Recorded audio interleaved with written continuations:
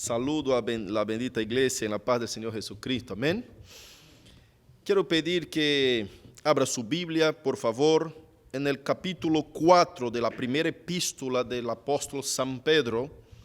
Capítulo 4, la primera epístola de San Pedro.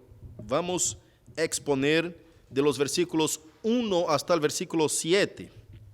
Estamos en una secuencia de exposición de la epístola de Pedro. Capítulo 4, llegamos y vamos hasta el versículo 7. Como yo decía la otra vuelta, lo complicado que es mantener la fidelidad a la Escritura, siguiendo una predicación totalmente expositiva. No podemos elegir los textos que vamos a exponer si queremos exponer la Escritura de forma fielmente. Entonces, llegamos a textos complicados, a textos que hay muchas discusiones sobre ellos, y tratamos de ser fiel a la teología bíblica, aunque no agrademos a todos los pensamientos y las ideas o tesis que están en la interpretación de estos textos. Vamos a mirar lo que dice el texto bíblico y después vamos a exponerlo. Di así la palabra de Dios: puesto que Cristo ha padecido por nosotros en la carne, vosotros también armaos del mismo pensamiento, pues quien ha padecido en la carne terminó con el pecado, para no vivir en el tiempo que resta en la carne conforme las concupiscencias de los hombres, sino conforme a la voluntad de Dios. Baste ya el tiempo pasado para haber hecho lo que agrada a los gentiles, andando en las lascivias, concupiscencias, embriagueces, orgías, disipación y abominables idolatrías. A estos les parece cosa extraña que vosotros no corráis con ellos en el mismo desenfreno de disolución y os ultrajan. Pero ellos darán cuenta al que está preparado para juzgar a los vivos y a los muertos. Porque por esto también ha sido predicado el evangelio a los muertos, para que sean juzgados en carne según los hombres, pero vivan en espíritu según Dios. Mas el fin de todas las cosas se acerca. Sed pues sobrios y velad en oración. Oremos. Querido Dios, ten de nosotros misericordia. Manténnos fieles a tu palabra y a la exposición de tu sagrada Escritura.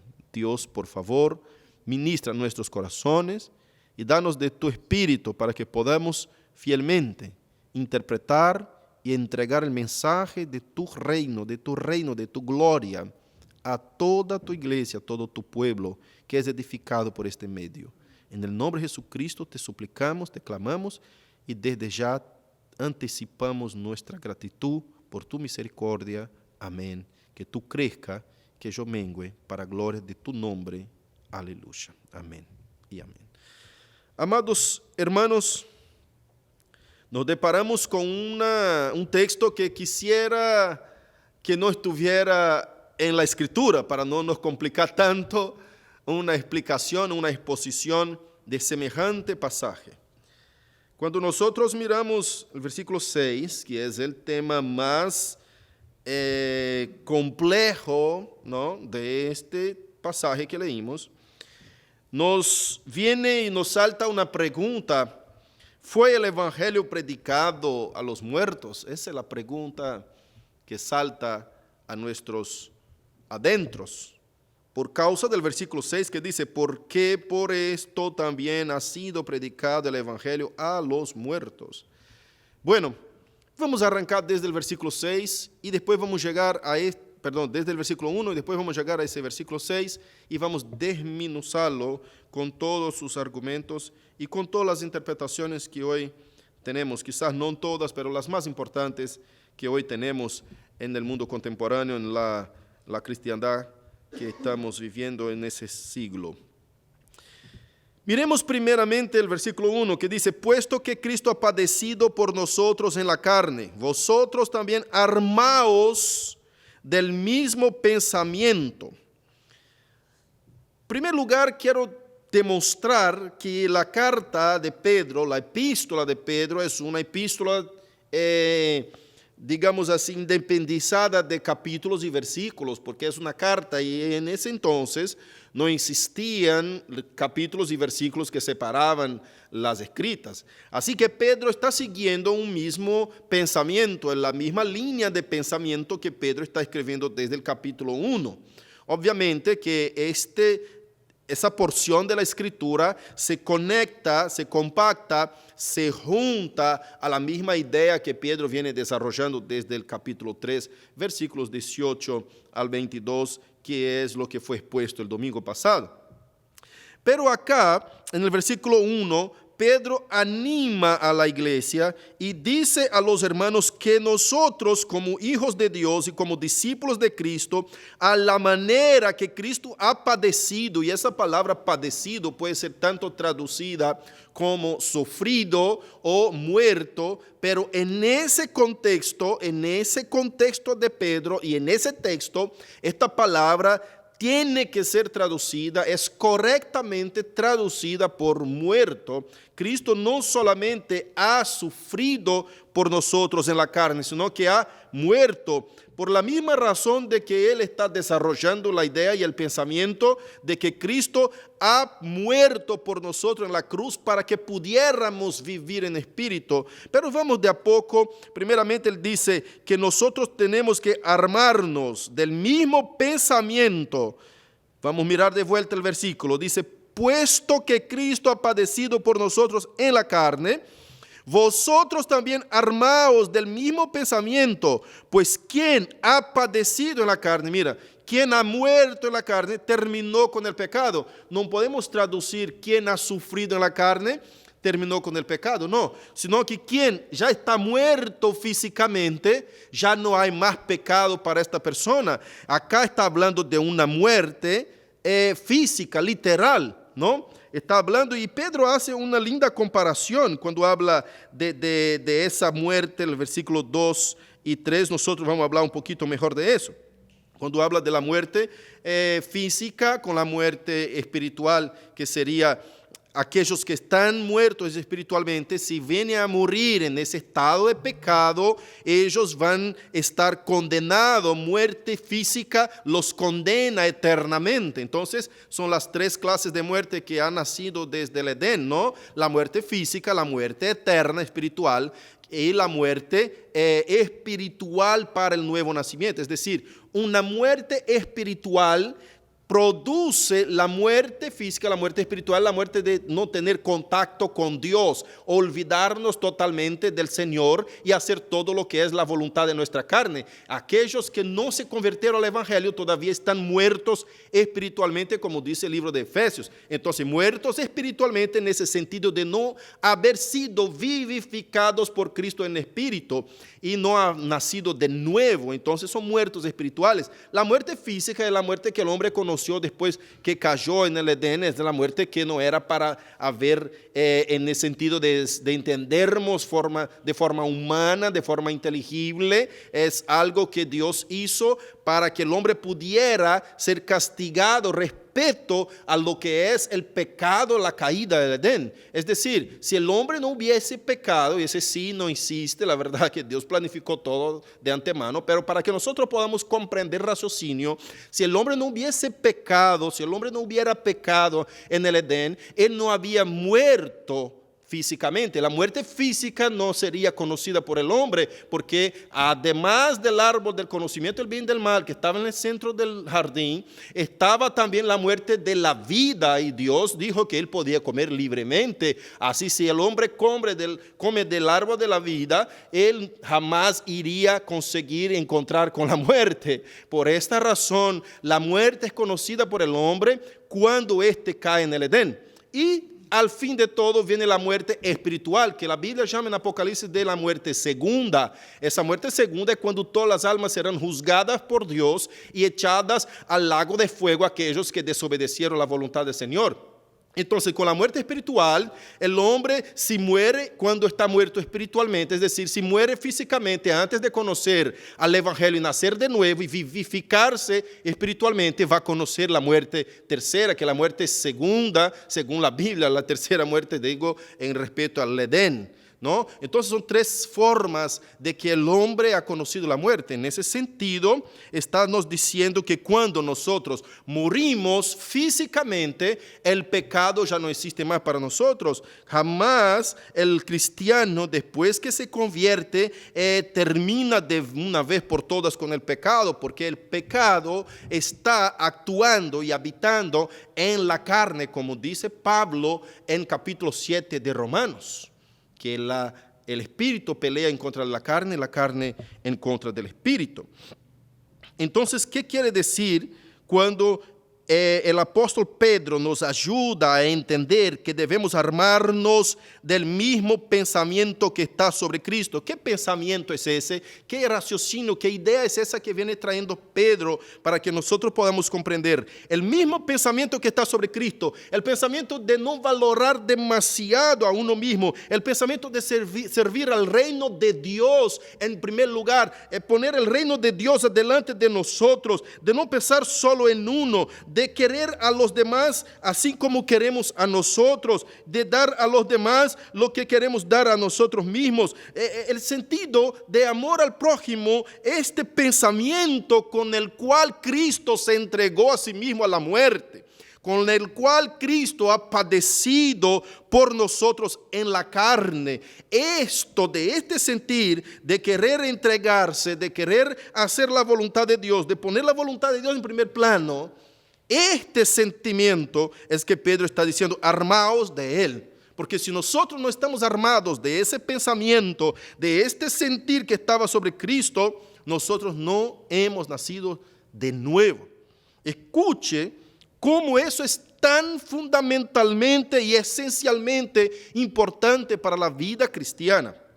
Mira lo que pasa cuando Pedro se encuentra con Jesucristo para decirle que él no debe sufrir, que él no debe padecer, que no debe ir a la muerte. En Mateos 8:33 vemos un episodio en donde Jesucristo dice a Pedro, quítate de delante de mí, Satanás. ¿Por qué? Porque no pones la mira en las cosas de Dios, sino en las cosas de los hombres.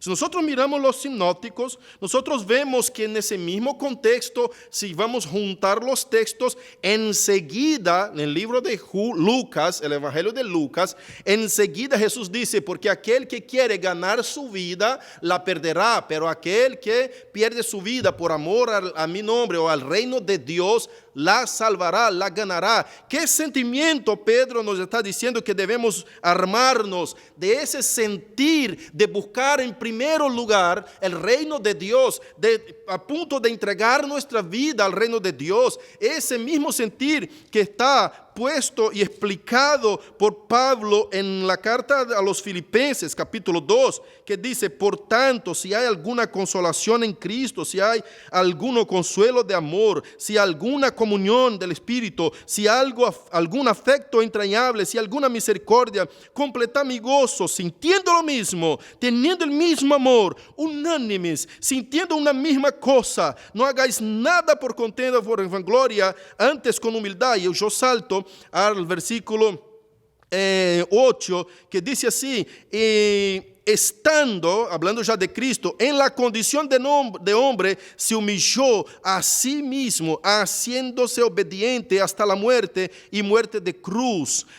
Y viene el versículo 6, antes dice, el cual siendo en forma de Dios, no estimó ser igual a Dios como cosa que aferrarse, sino que se despojó a sí mismo, tomando la forma de siervo. Por esa razón, cuando Cristo se despoja de sí mismo, cuando Cristo, Jesús, el hombre y Dios, se despoja de toda su gloria, de toda su fuerza, de todo lo que es contrario a la visión del reino, la autoprotección, la autocomiseración, tener misericordia de sí mismo, la autopiedad, ay, yo lo merezco, ay, yo lo necesito, y siempre poniéndose uno delante del reino de Dios, Ahí notamos que no hemos todavía nacido de nuevo y no pertenecemos al reino de Dios todavía.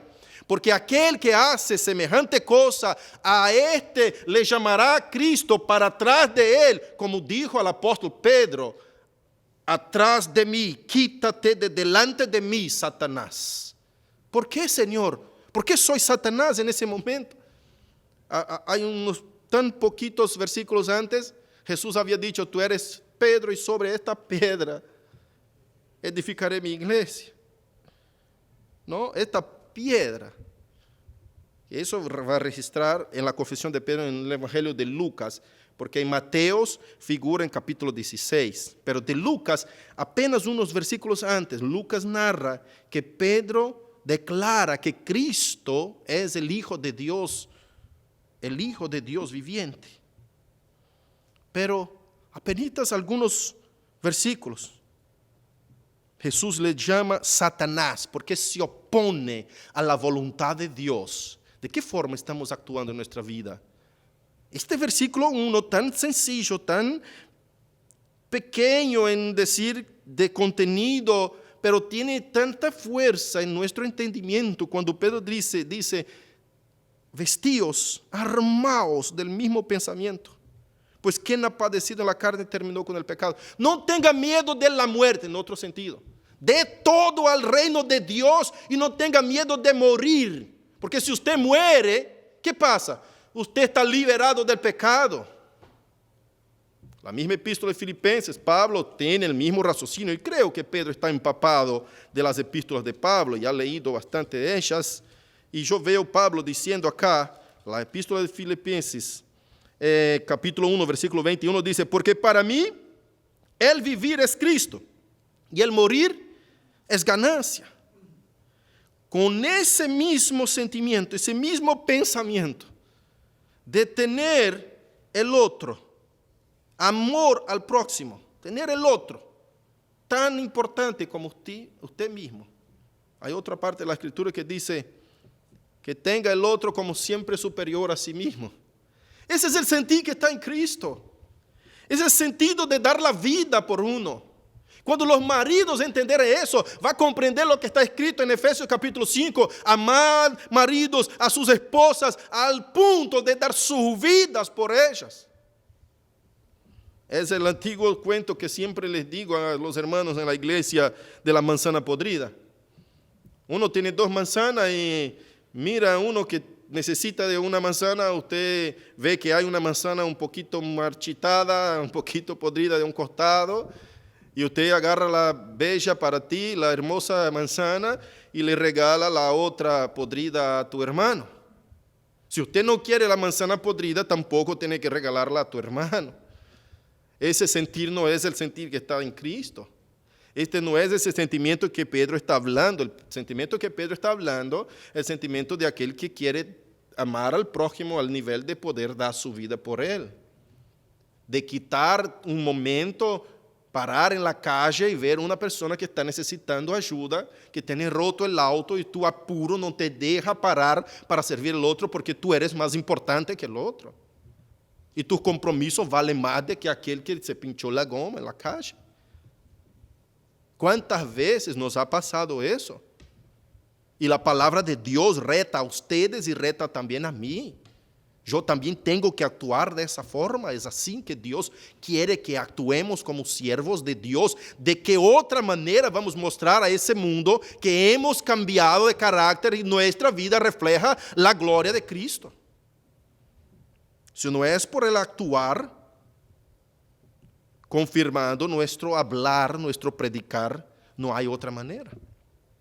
Y Pedro dice: armaos del mismo pensamiento y no tenga miedo de morir, porque el que muere en la carne terminó con el pecado. Para no vivir, versículo 2 al 3, hay un pensamiento muy interesante, muy importante acá, que yo quiero llevarte a entender qué significa ese versículo 2 y 3. Y él dice así: para no vivir el tiempo que resta en la carne, conforme a las concupiscencias de los hombres, sino conforme a la voluntad de Dios. 3. Baste ya el tiempo pasado para haber hecho lo que agrada a los gentiles. A los gentiles significa a los que no se convirtieron. A todos los demás que no conocen a Dios ni tienen pacto con Él. Andando en lascivias, concupiscencia, embriaguez, orgías, disipación y abominaciones, idolatrías y abominables idolatrías. ¿Qué está diciendo Pedro acá? Está diciendo, mira, quien ha muerto físicamente está libre del poder del pecado. Y si estamos muertos con Cristo, en esa vida, es decir, la muerte inclusiva, porque si Cristo ha padecido en la cruz, ha muerto en la cruz por nosotros y nos ha dado una nueva vida, cuando Cristo resucita y resucita con nosotros solamente y únicamente si nosotros también hemos muerto con Él en la cruz. ¿Muerto para qué? Para todo lo que Pedro está diciendo en el versículo 3, para la lascivia, para la concupiscencia, para las embriagueces, para las orgías, muerto para la disipación, para las abominables idolatrías y todo lo que es el deseo de la carne. Entonces Pedro está diciendo, mira, ustedes que han nacido de nuevo, que han ya padecido en el sentido de muerte espiritual, muerte para los deseos carnales, muerte espiritual en el sentido de morir para el viejo hombre, y ha renacido en la resurrección con Cristo Jesús, ustedes que han probado la muerte con Cristo en la cruz y han resucitado con Cristo en la resurrección del tercer día, ustedes no viven más para ustedes mismos.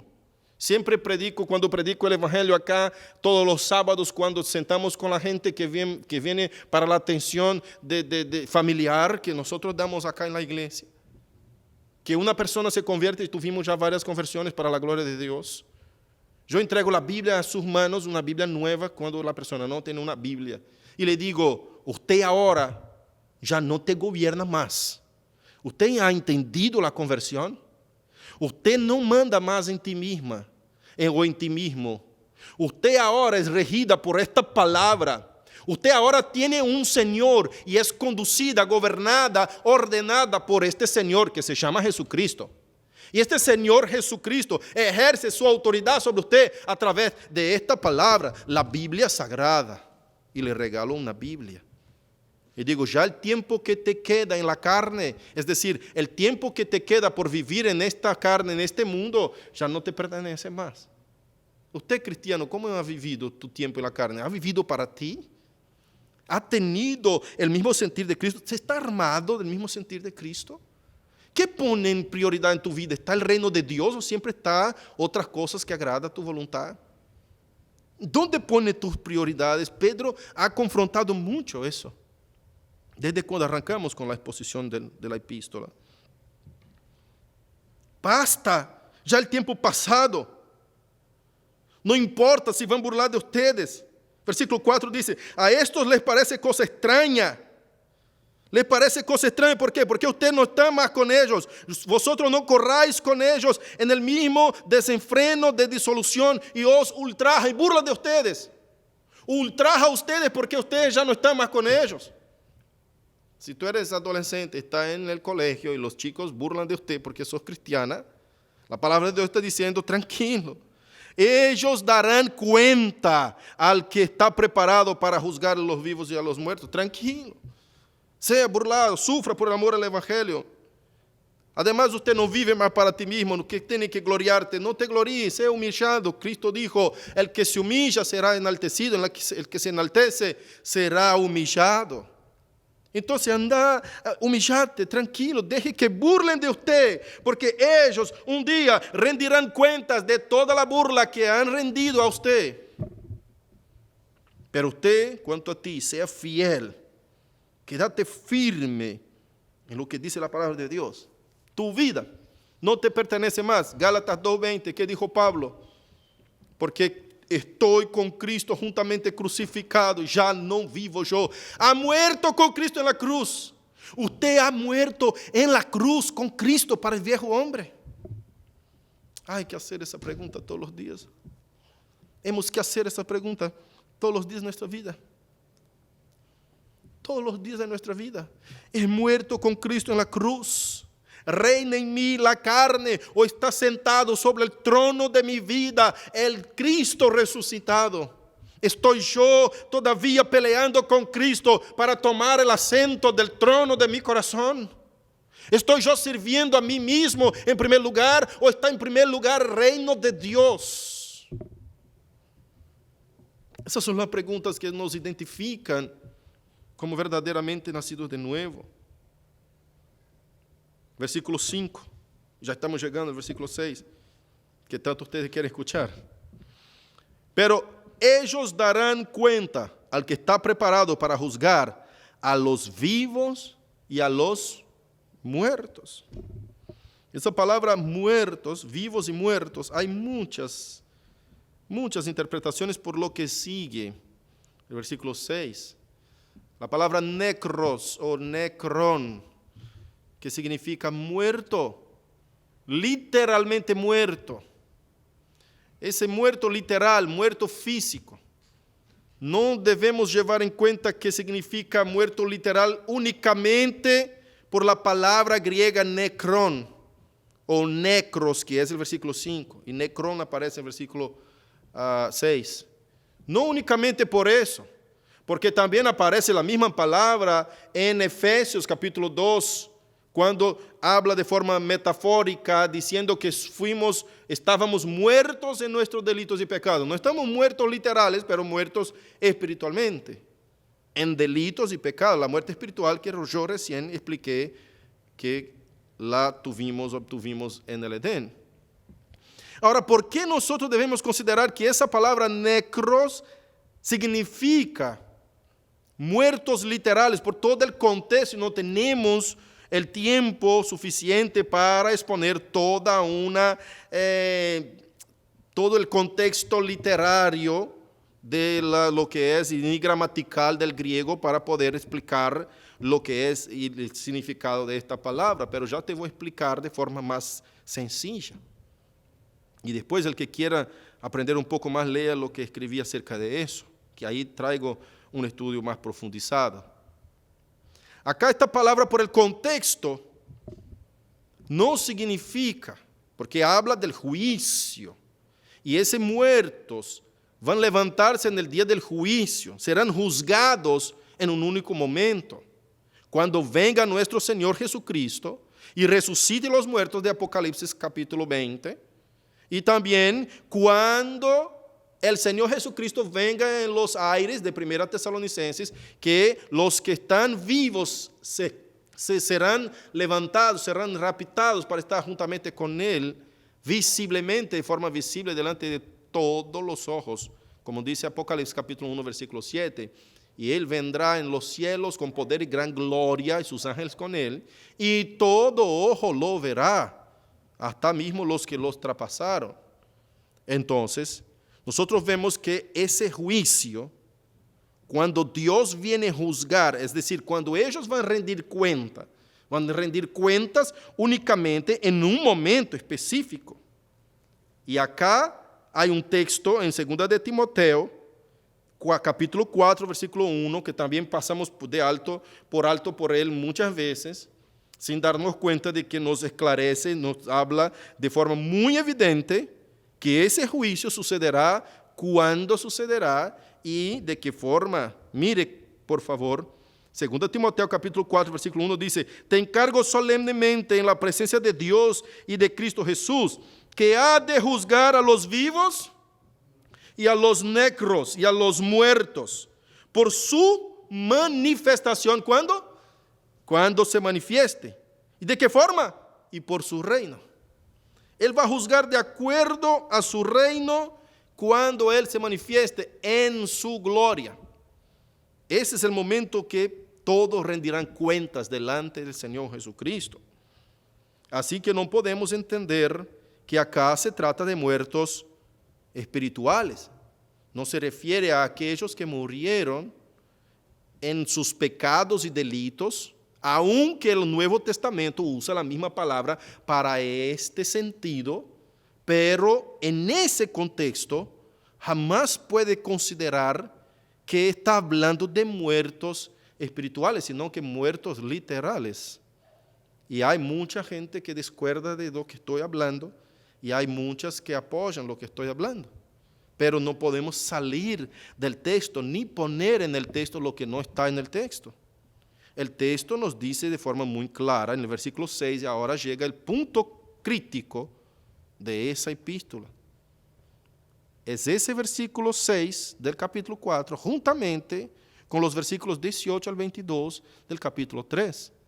Y hay una conexión, y hay quien diga que no hay, pero es un mismo raciocinio. Vamos a mirar el capítulo 4, versículo 6, que estamos siguiendo con nuestro estudio. Y vamos a mirar lo que dice. Dice, porque por esto también ha sido predicado el evangelio a los muertos, para que sean juzgados en carne según los hombres, pero vivan en espíritu según Dios. ¿Por esto qué? Por esta razón. ¿Qué razón? La razón de que ellos serán juzgados. Y si serán juzgados y rendirán cuentas delante de Dios, cada uno de estos que burlaron de nosotros, ¿con qué argumento Dios los juzgará si ellos no tuvieron delante de ellos la propuesta del Evangelio? O a lo mejor el conocimiento del Señor Jesucristo, de la resurrección, de la salvación. Ahí por eso Él dice, por esa razón el Evangelio fue predicado a los muertos. Pero ¿a los muertos quiénes? ¿Son estos que están viviendo en el tiempo de Pedro, que están burlando de nosotros? No. ¿Estos quiénes que fue predicado el Evangelio? Acá dice de forma muy clara, ha sido predicado el Evangelio a los muertos. Hay miles de interpretaciones. Y este versículo se vincula, y ya voy a poner la interpretación que corresponde, pero ese versículo se conecta con el versículo 18 y 19, cuando Pedro dice, porque también Cristo padeció una sola vez. Mira cómo sigue el raciocinio del versículo 1, porque Cristo, puesto que Cristo ha padecido, puesto que, es decir, dando continuación de lo que yo estoy hablando, que Cristo ha padecido una sola vez, puesto que Cristo ha padecido en la carne, ustedes también se armen del mismo sentir.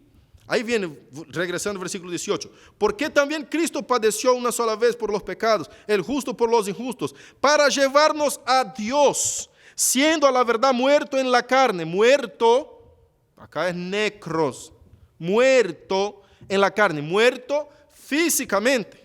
Ve que la palabra padeció acá tiene que significar muerte. Entonces dice, muerto en la carne. ¿Qué carne? Muerto físicamente. Ese es el sentido del texto. Eso es lo que Pedro tenía en su mente. Muerto físicamente, pero vivificado en espíritu. ¡Wow! ¿Qué es vivificado en espíritu, pastor? Ser vivificado en espíritu es resucitar. Es cuando uno que está muerto vuelve a la vida. Y ya vamos a estudiar eso un poquito más adelante. Versículo 19, en el cual también fue y predicó a los espíritus encarcelados. Entonces hay muchos argumentos que dicen, ese versículo 6 no nos dice a quiénes fue predicado. Dice que eran a los muertos, pero ¿qué muertos? ¿No? Y ya voy a poner los argumentos que defienden los puntos. Pero acá en el versículo 19 nos dice que muertos fueron estos. ¿Y quién predicó? Acá dice que fue Jesucristo que predicó cuando ha muerto, descendiendo a las regiones inferiores de la tierra, descendiendo al Hades, así como he expuesto en la prédica pasada. Y usted tiene que mirar las dos prédicas para conectar bien la idea. Cristo ha ido y ha predicado a estos espíritus. ¿Qué espíritus? También he contestado, únicamente a los que murieron antes, es decir, en el tiempo de Noé. No antes de Noé, digo, antes de Noé, claro, no antes de Noé, sino que antes del diluvio. En el tiempo del diluvio, murieron en el diluvio, los prediluvianos o antidiluvianos. Estos seres humanos, no espíritus malignos, sino que seres humanos, porque el texto dice claramente en el versículo 20, los que en otro tiempo desobedecieron cuando una vez esperaba la paciencia de Dios en los días de Noé, mientras se preparaba el arca en la cual pocas personas, es decir, 8, fueron salvadas por agua.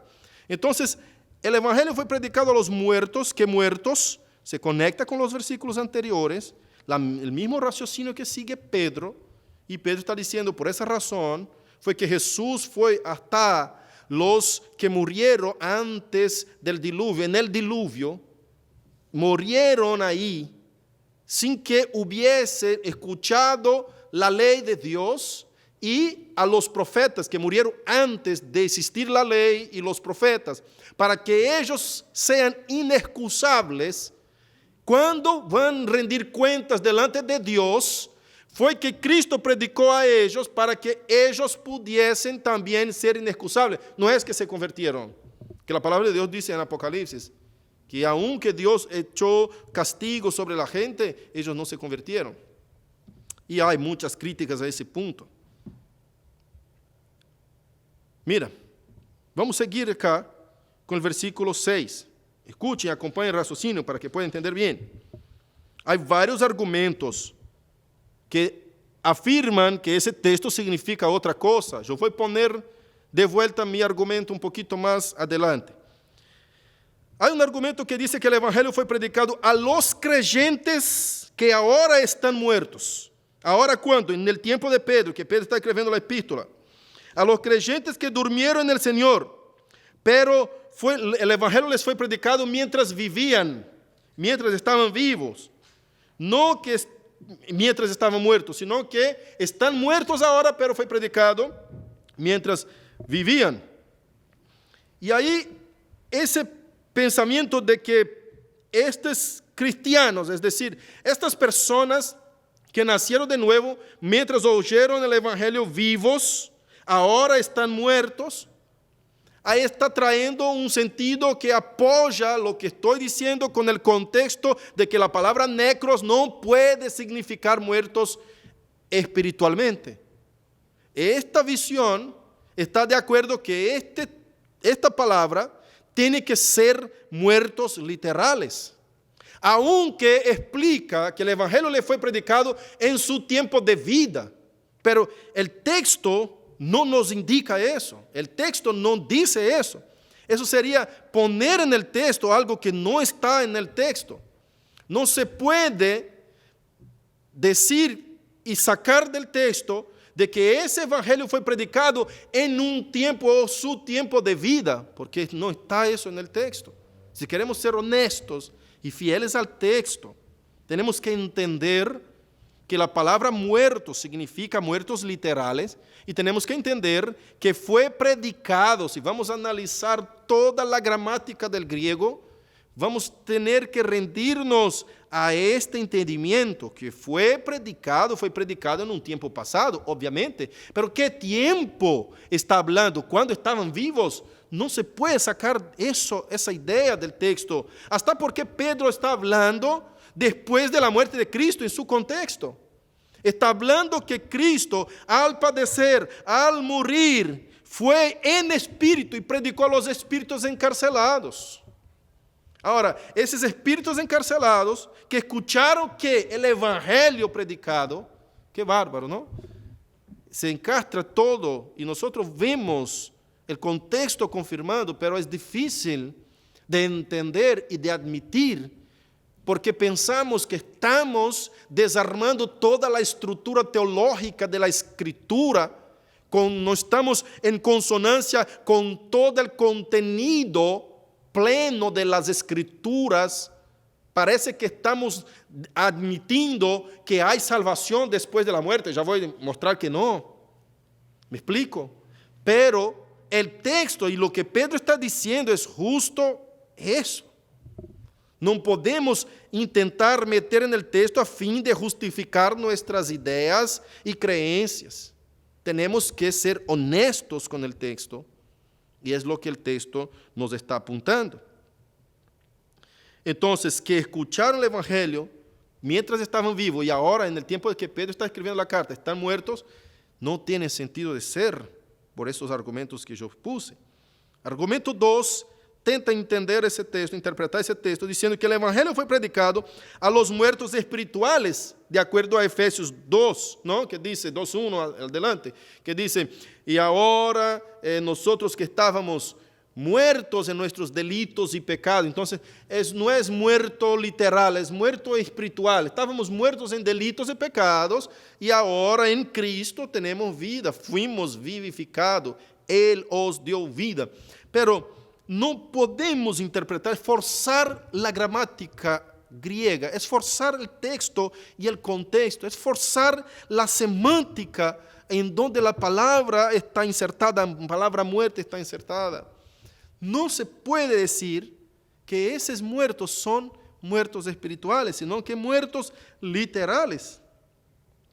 Entonces, el sentido de explicar de esa forma es que estos muertos espirituales, para que puedan vivir, aunque el cuerpo muera, pueda vivir para Dios. Es una linda explicación y es lo que la mayoría interpreta y tienta explicar, pero es muy forzado y a mí no me gusta forzar el texto porque estamos poniendo en el texto lo que no está en el texto. El argumento tercero tenta explicar el texto diciendo que el evangelio fue predicado a las personas muertas, dándoles una segunda chance de conversión. Esto tampoco existe.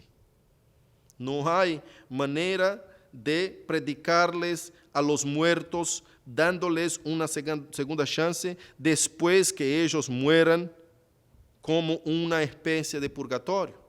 Es decir, cada persona que muere va a un lugar llamado Hades, y ahí están esperando que Cristo les predique la palabra o el evangelio para darle una segunda chance después que murieron, para ir en arrepentimiento al cielo. Eso no es verdad, la Biblia no confirma eso, la Biblia es en contra de eso.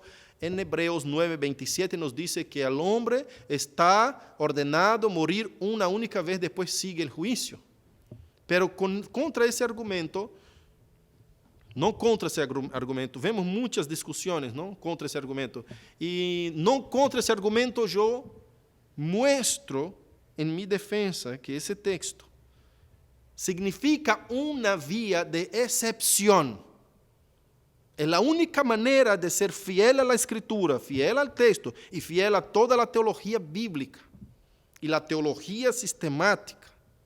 Decir que en caso de excepción, lo que Pedro tenía en mente en explicar a la iglesia era que Cristo fue al Hades y predicó el evangelio a los muertos que murieron en el diluvio, para dejarlos inexcusables cuando lleguen delante del gran trono blanco, para ser juzgados por Él. Así que Pedro también manifiesta, un poquito más adelante, que un día para Dios es como 1000 años, y 1000 años como un día, en 2 Pedro 3:8, llevando el raciocinio de que el tiempo que Cristo estuvo ahí puede significar más de los 3 días que estuvo muerto. Es decir, ha hecho Cristo todo lo que hizo de forma diferente, de forma espiritual, por nosotros acá en la tierra, en sus 3 años de ministerio pleno, cuando arranca su ministerio con 30 años y termina con los 33 con su muerte. También pasó Cristo ahí, en el seno de la tierra, como mismo Jesucristo se manifestó diciendo, así como la señal de Jonás, que el Jonás pasó 3 días, 3 noches en el vientre del pez, así también el Hijo del Hombre pasará 3 días y 3 noches en el seno de la tierra. Así que hay varios otros argumentos que no hablé acá, argumentos de que ese evangelio fue predicado a los espíritus demoníacos, los ángeles caídos. Hay muchas otras interpretaciones que no llevé en cuenta. Hay una interpretación católica que dice que fue predicado a los justos, que no se arrepintieron ahí en el tiempo de Noé, pero eran justos, ¿no? Y que después se arrepintieron cuando Cristo predicó ahí en el Hades. Y que la interpretación católico-romana dice, y que el seno de Abraham, que figura ya en Lucas 16, en la parábola del rico y de Lázaro, el seno de Abraham es un lugar, es un departamento dentro del Hades, y que todos los muertos que murieron antes de la encarnación de Cristo y de su crucificación, de su obra en la cruz, antes de eso, todos los muertos que murieron están en ese departamento llamado seno de Abraham, un departamento dentro del Hades. Y después está otro departamento de los condenados, de los impíos. Y que cuando Jesús muere, va al infierno, esa es la interpretación católico-romana, va al infierno y él saca de ahí, del seno de Abraham, un lugar dentro del Hades, un departamento ahí, y saca de ahí todos los que murieron antes de su crucifixión, antes de su obra en la cruz. Y después que Cristo hace eso, todos los que mueren ahora no van más al seno de Abraham, sino que suben directamente al trono de Dios. Esa es la interpretación que creen ellos. Y que fue rescatar a Jesucristo los muertos salvos. Es una forma de ver el texto. Y así hay miles de interpretaciones para ese texto. Ahora, mi defensa para ese texto es que el texto no puede significar otra cosa sino la continuación del raciocinio de Pedro ante la razón del por qué Jesucristo descendió a los infiernos, conforme 1 Pedro 3, 18 al 22. Él descendió a los infiernos únicamente, y este descendió a los infiernos está incluso en el credo apostólico, y hay montones de explicaciones para tentar decir que los apóstoles o la iglesia primitiva no creía que Cristo descendió al Hades, pero la historia registra de otra manera. La historia deja clarísimo que toda la iglesia primitiva creía que Jesús había descendido al Hades, y yo creo de esa misma manera, ¿no? Siguiendo el raciocinio, dice, yo digo que Él descendió a los infiernos únicamente para predicar el evangelio a los antediluvianos muertos en el diluvio en los tiempos de Noé. Una vez que no tenían las leyes de Moisés, siquiera los profetas para hacerles inexcusables, Jesús va al infierno, les predica posiblemente a todo lo que predicó en vida terrenal para nosotros. Pues como afirma Pedro en 2 Pedro 3:8, un día, y dice más, dice, oh amados, así dice el texto, no ignoréis esto, así dice Pedro, que para con el Señor un día es como 1000 años, y 1000 años como un día.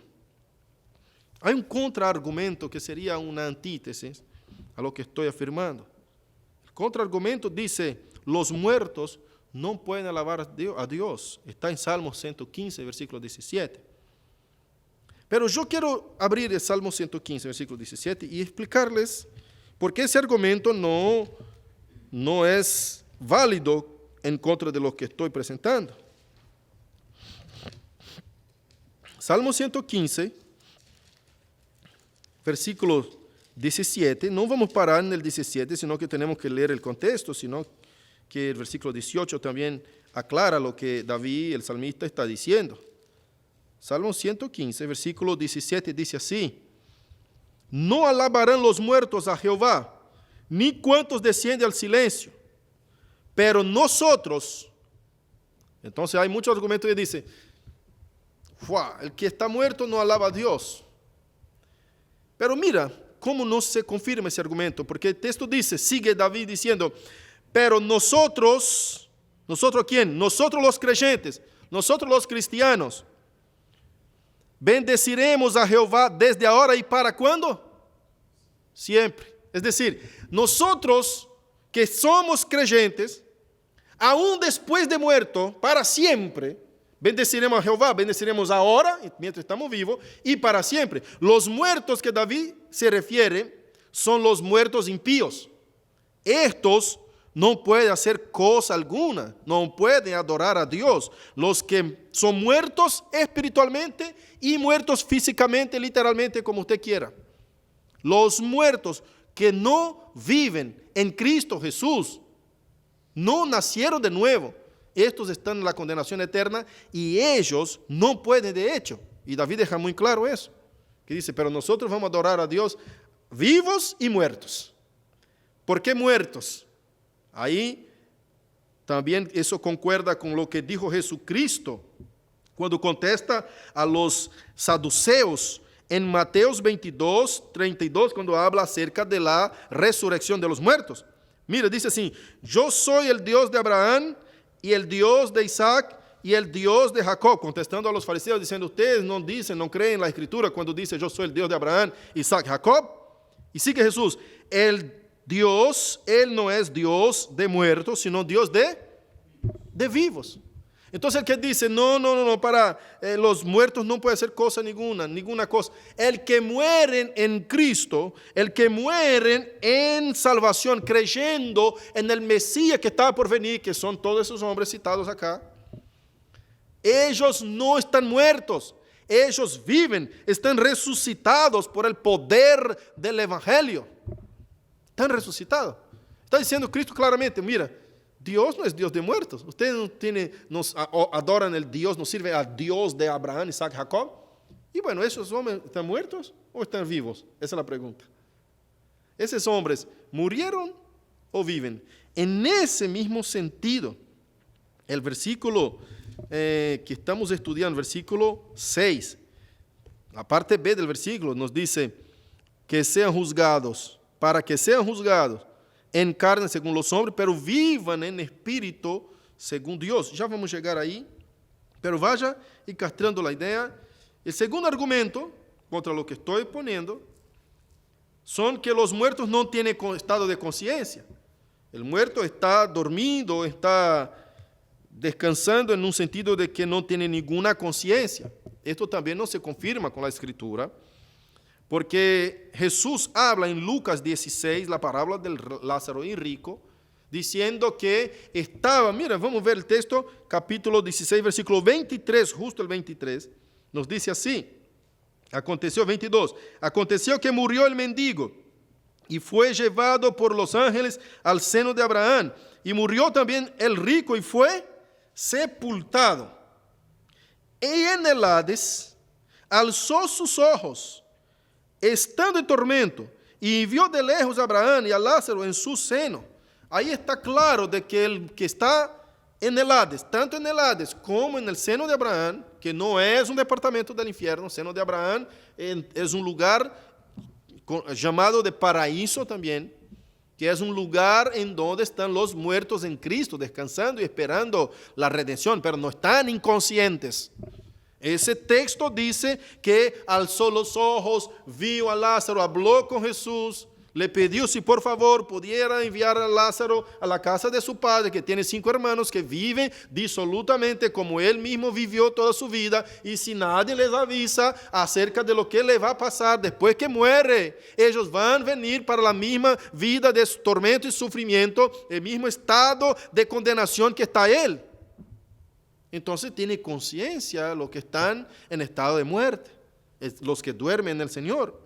No podemos decir con ese argumento que, bueno, los muertos, primero no alaban a Dios, no tienen estado de conciencia. Y sí, la Biblia dice que sí, que tiene estado de conciencia.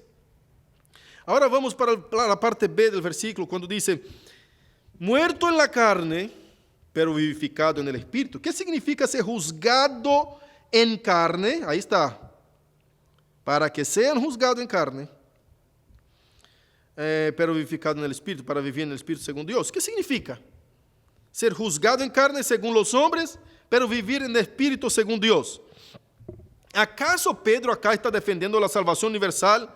La de que en el juicio serán todos salvados sin importar la manera que vivieron. ¿Estará Pedro afirmando que todos los muertos serán un día resucitados para vivir con Dios? No importa la forma que actuaron, de ninguna manera. Mira, juzgado en carne, según los hombres, debe significar ser juzgado según sus obras hechas en vida terrenal en el presente siglo, conforme Apocalipsis capítulo 20, versículo 12 al 13.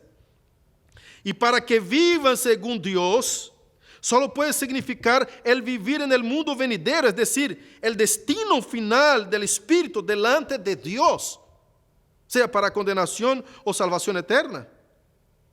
Pero mira que ese juzgados según la carne, pero vivir en espíritu según Dios, es un paralelo del versículo 18, parte B.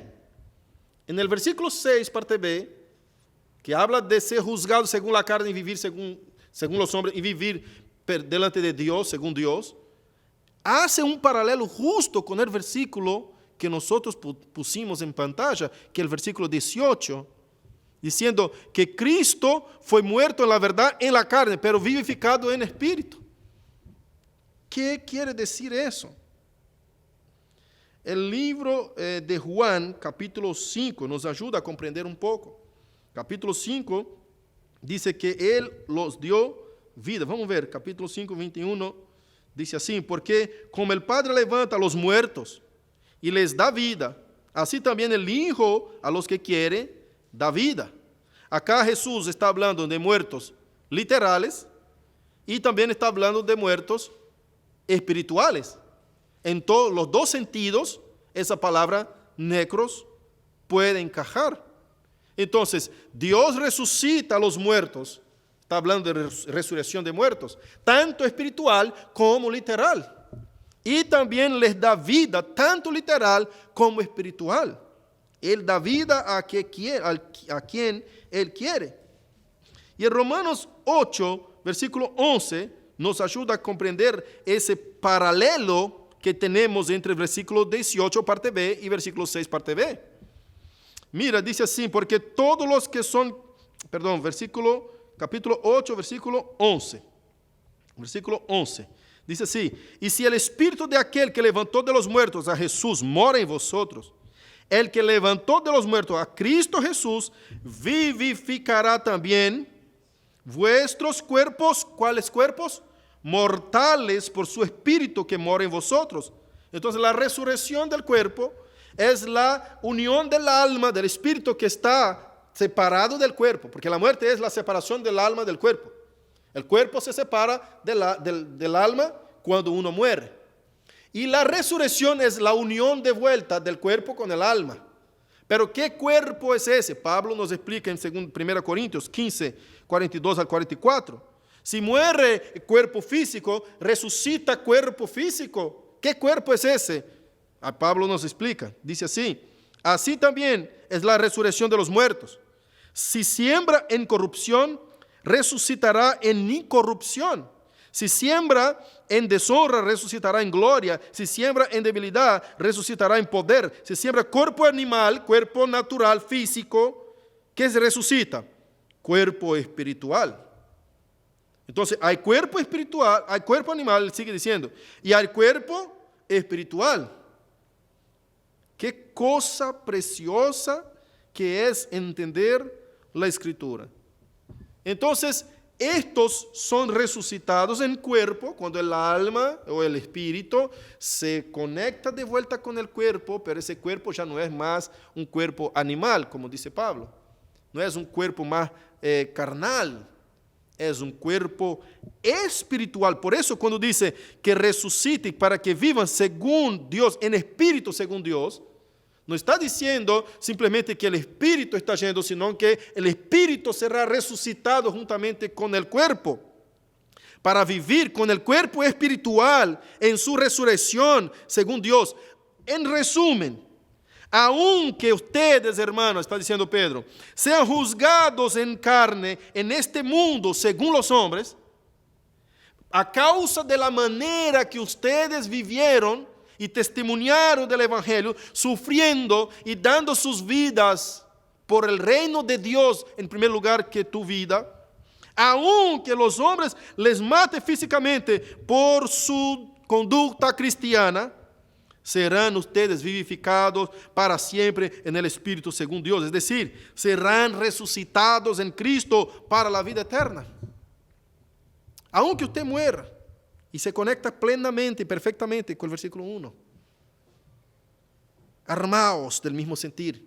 No tengan miedo de la muerte, porque aunque ustedes mueran, juzgados por estos hombres acá en esa tierra, Ustedes resucitarán con Cristo para la vida eterna. Ahora quiero aclarar algunos puntos que yo niego para que no sea mal interpretada la exposición que estoy haciendo. Yo niego que Jesús no fue a predicar el Evangelio a los muertos justos, como afirma la Iglesia Católica Romana. Que Él fue a predicar a los muertos justos que estaban en el seno de Abraham, que ya les dije y ya les expliqué, ¿no? Porque los muertos antes del sacrificio de Jesús no ascendían al cielo, sino quedaban esperando a Jesús que les predicara su victoria para subir al cielo de Dios. Después de su resurrección, nadie más desciende a esta parte del Hades, que es el seno de Abraham, según los católicos romanos, sino ahora directamente sube al cielo. Yo niego esa interpretación. Yo no afirmo que el Evangelio fue predicado a los justos que están en el seno de Abraham como un departamento en el Hades. Segundo punto que yo niego que Jesús no predicó a todos los muertos. Es decir, yo afirmo que Jesús no predicó a todos los muertos. Yo niego que Él predicó a todos los muertos. No estoy diciendo eso con mi exposición de la Escritura. Esa porción de la Escritura es compleja, es una porción complicada de entender. Es mejor leer toda la tesis, todo el argumento, para que usted pueda comprender más. Y el tiempo que nos queda siempre poco, no nos alcanza. Eso sería una materia de clases y clases para que uno pueda llegar a comprender plenamente. Porque estoy escribiendo también mi tesis para maestría en Andrew Jumper y mi tesis habla acerca de la muerte. Entonces hay que entender muchos otros puntos acerca de la muerte para que podamos comprender mejor lo que está diciendo el texto. Jesús no predicó a todos los muertos, sino únicamente por vía de excepción, a fin de dejar inexcusables a los que murieron por el diluvio en los tiempos de Noé. La Biblia dice claramente en Hebreos que después de la muerte sigue el juicio. Ese texto no perjudica lo que estoy afirmando en la tesis. Tercer punto que yo niego. No hay salvación ni oportunidad actualmente desde el reinicio de la raza humana a través de Noé para el que muere sin Cristo. Y yo afirmo que aquel que muere sin Cristo no hay segunda oportunidad, pues el único y exclusivo medio de salvación para todo hombre es la gracia en Cristo Jesús mientras esté vivo. Y en ningún otro nombre, Hechos 4:12, ningún otro nombre hay salvación, porque no hay otro nombre bajo el cielo dado a los hombres en que podemos ser salvos. Yo quiero llevarte al capítulo 4, versículo 15. Vamos a exponer todavía esos versículos. Pero mira cómo dice Pedro aquí, ¿no? La conciencia que tiene Pedro. Pedro habla todo eso, pero mira que tiene una conciencia y concorda, confirma con lo que estoy exponiendo, diciendo que no hay manera de que una persona muerta venga a escuchar el Evangelio allá en el Hades, después de su muerte o donde quiera que esté. Únicamente hay dos lugares y no hay sentido de que el salvo escuche el Evangelio de vuelta. Así dice el texto. 1 Pedro 4, 15 al 18. Mira. Pero voy a leer apenas algunos. Acá dice así que ninguno de vosotros padezca como homicida, o ladrón, o malhechor, o por entremeterse en lo ajeno, no muera en el pecado. Eso está diciendo Pedro. No muera en el pecado porque vas al infierno. Pero si alguno padece como cristiano, no se avergüence, sino glorifica a Dios por ello. Si usted muere defendiendo, si da tu vida defendiendo el Evangelio, si usted muere por amor a tu prójimo, si usted muere por causa del reino de Dios, glorifique a Dios. No tenga miedo de la muerte. Eso dice Pedro. Porque es tiempo de que el juicio comience por la casa de Dios. Y si primero comienza por nosotros, ¿cuál será el fin de aquellos que no obedecen el Evangelio de Dios? Mira, aquellos que murieron sin escuchar el Evangelio, ¿cómo será el juicio con ellos? Si el justo con dificultad se salva, no solamente los que murieron, sino también los que están vivos. Si el justo con dificultad se salva, ¿en dónde aparecerá el impío y el pecador? Está hablando que nosotros, los justos, peleamos y sufrimos en ese mundo, y con esto de reflejar carácter de Cristo, a causa de que hemos nacido de nuevo, somos salvados. Y si somos salvados con toda esa persecución y dificultad en ese mundo, ¿qué pasará? ¿Te parece que va a ser salvado el impío que vive disolutamente, haciendo la voluntad de la carne, los placeres? Eso está afirmando Pedro. De modo que los que padecen según la voluntad de Dios, encomienden sus almas al fiel Creador y hagan el bien. Aleluya. Yo quiero cerrar diciéndote algo muy importante. No pierda tiempo en entregar tu alma y tu vida al Señor Todopoderoso, porque no hay esperanza para aquel que muere sin Cristo. Esto no es un contrasenso, no es una contradicción, porque una cosa es mirar lo que el texto está diciendo, ser honesto al texto, no poner nada en el texto y entender lo que Pedro está diciendo acerca de que Cristo predicó el evangelio a los que murieron, que son los antidiluvianos en el diluvio. Otra cosa muy diferente, desde cuando arrancó de vuelta la raza humana, que Dios eligió apenas Noé y su familia. Después que arrancó todo eso de vuelta, el Señor vino y puso la ley de Moisés. Ahí vino con toda la bendición de Abraham. Ahí vino el Señor con los profetas. Es totalmente distinto de entendermos que cualquiera que muere va a escuchar el evangelio allá en el Hades. No hay salvación después de la muerte. Ni siquiera aquellos a quien Jesús predicó fueron salvados, yo creo. Y eso ya sería una especulación. Imaginar si fueron o no salvados, si predicó el evangelio y se arrepintieron. Según la Escritura, dice que aún después del castigo, ellos siguieron blasfemando de Dios. Pero la predicación, ¿para qué sería entonces, pastor? Para dejarlos inexcusables ante el juicio final. Entonces, ¿hay salvación después de la muerte? No hay salvación después de la muerte. No hay manera. La única forma que usted se convierte es cuando esté vivo, reflejando el carácter de Cristo, amando al prójimo, dando su vida por el prójimo. Apenas de esa manera, viviendo el evangelio y siendo obediente y fiel a Cristo Jesús, usted puede ser salvo. Solo hay salvación en el nombre de Jesucristo. Solo Él puede dar salvación. Por esa razón, yo te ruego, entrega tu corazón a Cristo. Arrepiéntete de tus pecados. Arrepiéntete mientras es día. Dice la palabra en Juan que vendrá la noche y no podemos más ver como se ve en el día. Vendrá la noche, vendrá la oscuridad. Vendrá un tiempo que es la muerte. Esa es la noche. La muerte no te deja más arrepentirte. Ya ahí tendrás miles de arrepentimientos, pero es tarde de más. Es demasiado tarde, no hay más manera de salvación, de convertirse.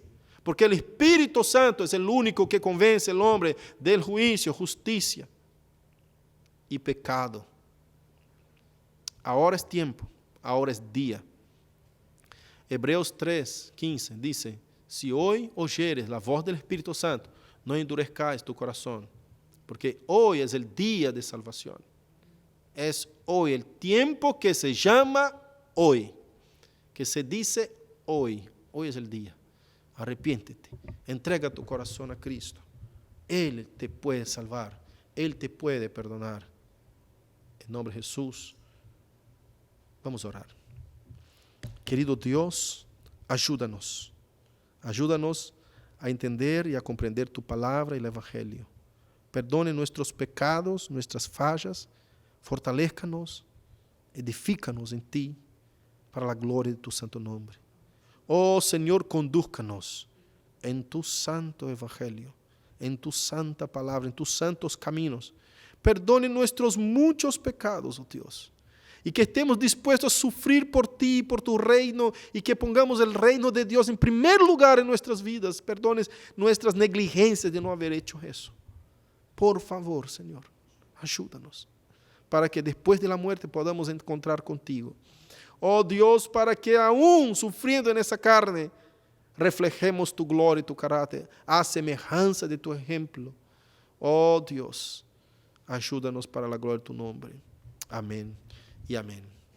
Que el amor de Dios nuestro Padre, la comunión y la consolación del Espíritu Santo, la gracia de Cristo Jesús sea con toda la iglesia, hoy y para siempre.